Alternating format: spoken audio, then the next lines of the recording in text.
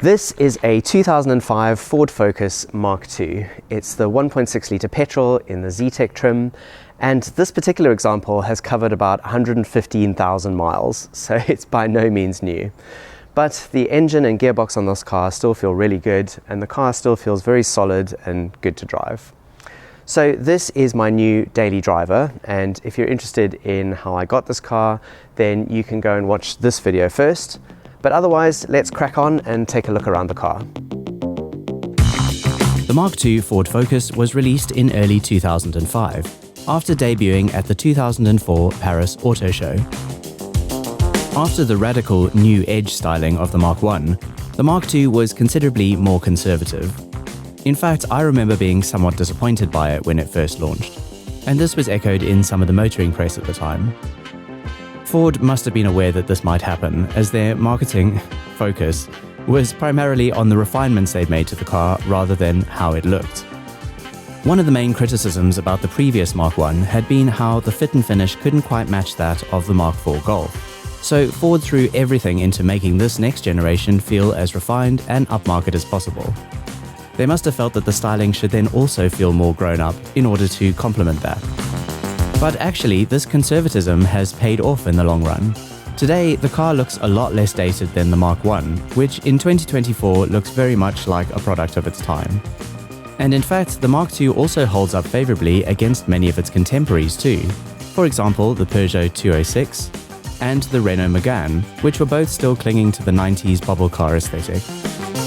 In 2008, the Mk2 got a facelift, now referred to as the Mark 2.5. This included longer, more street-back headlights, a revised front bumper, and some updates to the interior trim and instruments. Although this made the car look a bit more modern at the time, today I actually prefer the styling of the older version. I like the subtle chrome trim around the grille on the pre-facelift better than the brash slice of it across the top of the Mark 2.5 grille. I also think the finer diamond hatching in the original grille panel looks neater and more refined than the large rectangular blocks in the new design. And finally, I think the side mouldings along the doors in the pre-facelift make them look a bit sleeker and less slab-sided than the Mark 2.5. But of course, this is all just a matter of preference. The reality is, if you're looking to buy a second-generation Focus, the Mark 2.5 makes a bit more sense, simply because it's newer. So this particular Focus is the Duratec trim, which was one of the more popular trim levels for this particular generation. And it was also one of the higher trim levels. Above this you had the gear, which was more focused on comfort, and the titanium, which was more focused on being flashy. And then of course at the top of the range you did also have the Focus ST as well, but that had a completely different engine, different suspension setup, and various other changes around the car.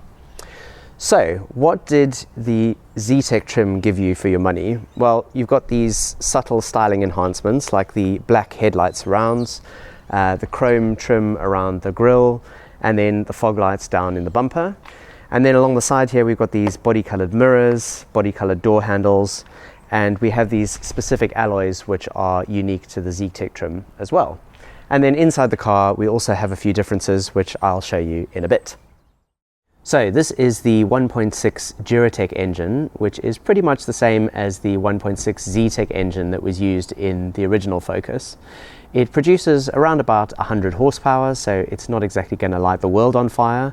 But this engine was a joint development with Yamaha, and like a lot of Japanese technology, it is actually very, very reliable and generally pretty trouble-free. It does have a rubber cam belt, so that needs changing periodically, but other than that, the engine is actually pretty maintenance-free and can take a lot of abuse as well. I actually have an anecdotal story about that, which is that my mates went to go and buy a Mk1 Focus that had the same engine in it, and we took it for a test drive and everything seemed great, the engine sounded really good. And then we got it home and checked the dipstick and realized that there was no oil in it whatsoever. So we very quickly topped it up with oil, but he's had that car now for 7 or 8 years and it's given him absolutely no trouble whatsoever. So it just goes to show that these engines can take a fair beating and still continue to be super reliable. Let's take a look inside. So this is the interior of the Mk2 Focus, and you'll immediately notice something a bit interesting about this particular one, which is that it's been spec'd with this kind of grey, blue and tan interior. The official name for it was Infinity Blue and Medium Light Stone, and it was an option on the Zetec and titanium trims, but I don't think it was particularly popular at the time. I think most people tended to spec these cars with the standard black and grey interior. But I actually really like this. It lightens up the cabin a bit, and I think it feels a little bit more jolly than just standard grey plastic. But the fit and finish in here is very good. All the buttons have a really good positive feel to them. All of the controls feel nice and high quality. And when you're driving the car, there are no squeaks and rattles. It all feels very solid and well made. So the Zetec trim also had the addition of these sport seats, which have these additional bolsters on the side. And I have to say, they feel very, very comfortable to sit in, and they really do hug you and they stop you from sliding around on the corners. But they have just enough padding in them that on a long journey, they don't start getting hard and uncomfortable. They are actually probably some of the best seats that I've had in a car that I've owned. Very nice. Space in the back is pretty decent. This is the seat set to my driving position. I'm not the tallest person in the world, I'm about 5'8", but nevertheless you can see I have tons of legroom here and lots of space under the seat as well. And these seats are also super comfy. I think you could easily have 5 adults in here for a reasonably long trip, and I think everyone would be all right. The boot is pretty roomy too. You could fit a lot of stuff in there. A couple of big suitcases, dead bodies, whatever you need to move really. There are some things that are starting to show some wear now. The button on this handbrake lever has broken. This trim is starting to rub off here. And in the back, the fabric on the door cards is starting to peel away. But you have to remember that this is after 19 years of being used as a general family runabout. So I think in general, things have actually stood up remarkably well in here. So let's take it for a drive.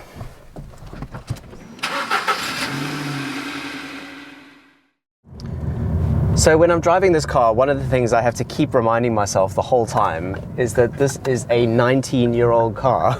If this was a human, it would be able to drink and it would be able to drive.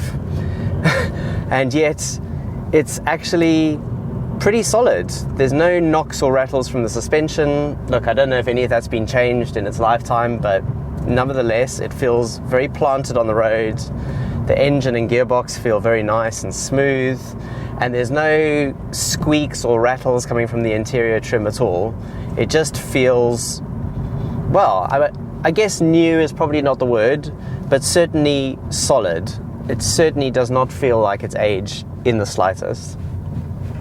So the 1.6 Duratec engine in this car is not exactly sprightly. It's willing and peppy, definitely. It does quite like to rev, and if you get it above 4,000 revs, you can actually feel a bit of a change in its temperament. It does want to push on a bit once you get into the higher rev levels. But is it a fast car? No, I wouldn't say that at all. But it is engaging and actually very fun to drive. Out here on these twisty country roads, it's actually quite a laugh, I must say. It feels very planted on the road. You can chuck it into the corners and the suspension just soaks up everything. And yes, you have to work the engine quite hard to make progress, but that's actually part of the fun. If you just put your foot down and immediately get to the speed limit, then you're not really actually having a lot of fun. You have to work this car, and that's actually, I think, what a lot of its appeal is. So compared to more modern cars, you can really hear the engine in this car. I'm not sure whether perhaps as it's got older, the engine is not quite as smooth as it was when it was new, but it's definitely present, and especially in the lower gears, it's quite growly. But it's not an unpleasant sound. It's quite a reassuring, hearty sort of a noise, and it actually kind of sounds bigger than it is, to be honest.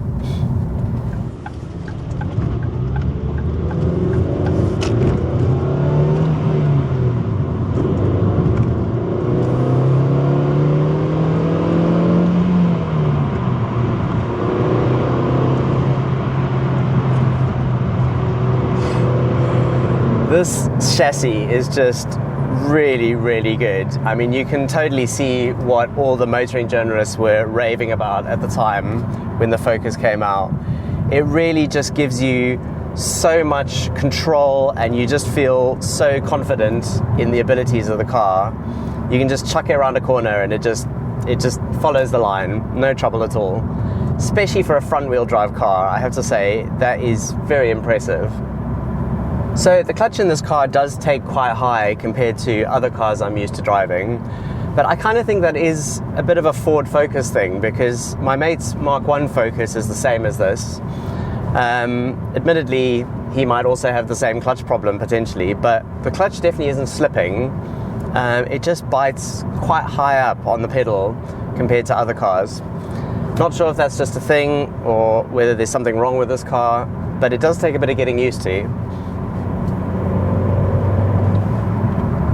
So I have to say, the seats in this car are actually very, very good. They're super supportive, they've got good lumbar support, and they have enough give in them that they feel comfortable. You don't start getting a sore back on long journeys. But they also have these really good side bolsters, so when you're chucking it about in the corners, you can actually just lean back into the seat and you feel completely planted, and it just helps you feel a lot more confident in the abilities of the car, because you're not sliding about all over the cabin. But really, these twisty bends are just really, really fun to drive in this car. It's actually super disappointing when I'm driving this car. Like, I just really want to give it some beans, and then immediately around the corner there's another car, so I have to keep slowing down, and I don't want to do that. The car just makes you want to drive it quickly. Even though it's not particularly powerful or fast, it just it's a riot.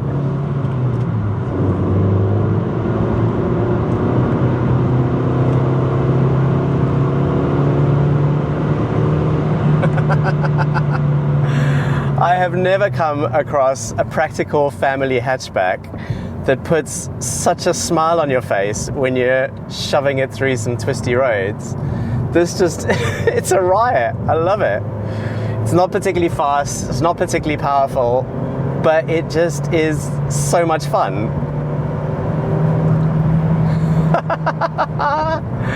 Oh, it's epic. I'm not even going that fast, but it just feels, I feel like a racing driver. So good. Absolutely love this.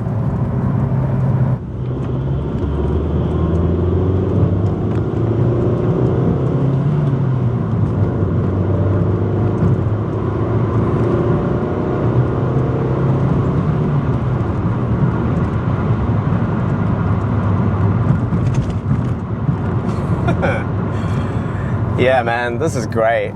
What a cool car. It really is just such a hoot. Oh, this is epic.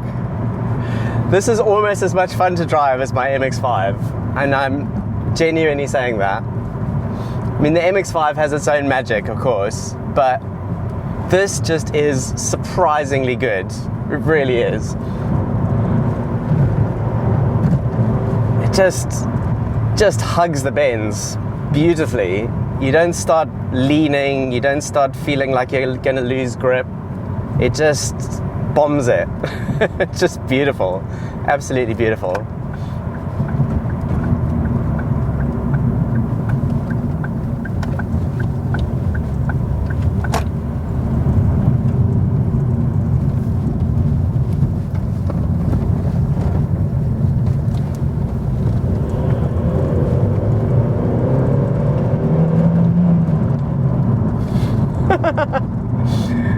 It genuinely feels as though the car is thanking me for driving it hard. It's like it just wants to run. It's like a excitable little puppy. It just wants to run around and enjoy itself. Just a shame we have to share the road with all these other people. So in summary, what can I say really? This is actually just a really great little car. It's hard to fault it in any way. Some might consider the styling to be a bit bland, but I personally quite like it. It's quite refined, I would say. And the driving experience is just so surprising from a car of this class. You just do not expect to have as much fun as you do in this car. But it's also refined when it's driving, more leisurely. It's nice and quiet. The gear shift is nice and smooth. The steering is good. There's really very little that I can think of to gripe about with this car. It's just an all-round great little thing. So if you're in the market for a little hatchback and you don't want to spend big money, pick up one of these. You can get them for under £1,000 and they will be generally pretty reliable, practical, pretty fuel efficient, not the best, but not bad, and above all, an absolute riot to drive. So what is there to lose, really?